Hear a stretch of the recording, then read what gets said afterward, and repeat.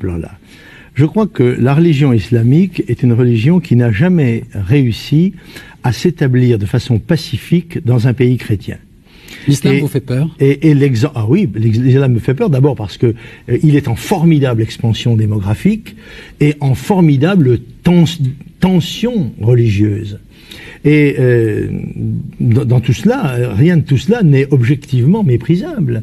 Mais c'est une force étrangère qui se constitue et qui est animée, comme les forces en expansion, d'une volonté de conquête, même inconsciente, si vous voulez. Et moi, mon devoir d'homme public français, c'est de protéger la France et les Français, les Européens et l'Europe, des tentatives hégémoniques qui viennent de l'extérieur. Mais des deux religions, les deux religions actuellement principales en France, du christianisme ou de l'islam, y en a-t-il, sont-elles de même valeur ou à votre avis y en a-t-il une qui a une supériorité sur l'autre? Bien sûr que oui, il y en a une qui est chez elle ici, dans son espace historique, c'est la religion chrétienne.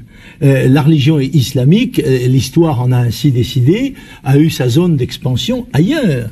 Et ce qu'il faut savoir, c'est que ce sont deux religions de nature très différente.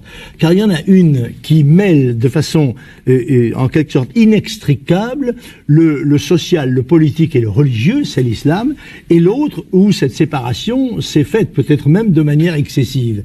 Or, il faut savoir que la terre d'islam, c'est une terre sur laquelle s'applique la loi de l'islam.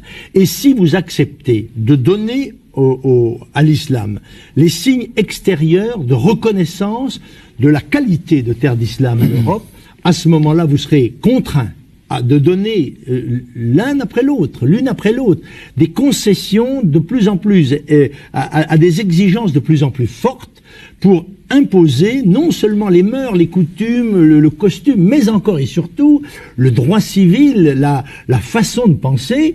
Or, nous avons droit français à nos lois, à nos mœurs. Et si les gens viennent chez nous, quelle que soit leur motivation, ils sont tous astreints, comme moi je le suis quand je vais à l'étranger, à respecter nos lois, nos mœurs et nos coutumes. On peut dire ce qu'on veut de Jean-Marie Le Pen. Moi, effectivement, pour le révisionnisme qui a été quand même, qui est passé à autre chose, ça, effectivement, je l'accepte pas. Par contre, pour tout ce qui est le reste, malheureusement, on est bien obligé de dire que c'était un visionnaire, qu'effectivement, comme il le disait très bien, très justement dans son interview, l'islam est un danger pour la France et n'a absolument rien à faire chez nous. C'est un autre monde, c'est une autre population au sein de notre pays, donc il ne fait que confirmer ce qu'on avait déjà dit.